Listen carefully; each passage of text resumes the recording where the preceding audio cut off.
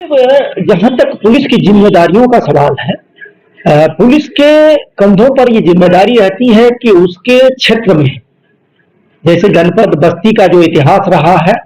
इसके अनुसार कोई भी त्योहार, चाहे वो हिंदू पक्ष का त्योहार हो, मुस्लिम पक्ष का त्योहार हो, तो शांतिपूर्ण माहौल में आपसी भाईचारा के साथ यहाँ एक मिसाल के रूप में लोगों ने मनाया है। और इस कारण से पुलिस की एक चुनौती थी कि आज जो होली का त्योहार था, जुम्मा के दिन ये दोनों कम्युनिटी के लोगों के बीच में आपसी प्रेम और भाईचारा बने रहे और त्योहार को सकुशल लोग मनाए। इसी के तहत त्रिस्तरीय व्यवस्था कराई गई थी। एक तो थाना स्तर पर और चौकी स्तर पर पीस कमेटी की बैठकें की गई थी।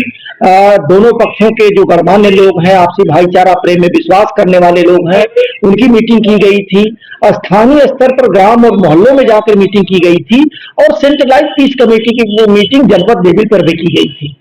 लोगों द्वारा जो जिम्मेदार लोग हैं, जो आपसी भाईचारा को कायम करने में भरोसा रखने वाले लोग हैं, उन लोगों ने स्वयं एक व्यवस्था बनाई थी कि एक पर्टिकुलर टाइम तक जो सड़कों पर होली वगैरह का त्योहार है वो मना करके और लोग घरों के अंदर हो जाएंगे। उसके बाद जो दूसरी कम्युनिटी के लोग थे, उनके द्वारा स्वतः एक निर्णय लेकर के, जिसका प्रसार प्रचार भी अपनी कम्युनिटी में कराया गया था, कि एक पर्टिकुलर टाइम तक, चूंकि दूसरे समुदाय के भाई लोग अपना त्योहार मनाते हैं, इस कारण से उसके बाद उन लोगों द्वारा अपने अपने इबादत गाह में जाकर के इबादतें की जाएंगी। आपसी भाईचारा के रूप में दोनों कम्युनिटी के लोगों द्वारा समझ बूझ के साथ और पूरे जनपद में होली के साथ साथ जो जुम्मे की नमाज है वो इस समय समाप्त हो चुकी है। आपने देखा होगा कि एक जो पुरानी बस्ती का एरिया है,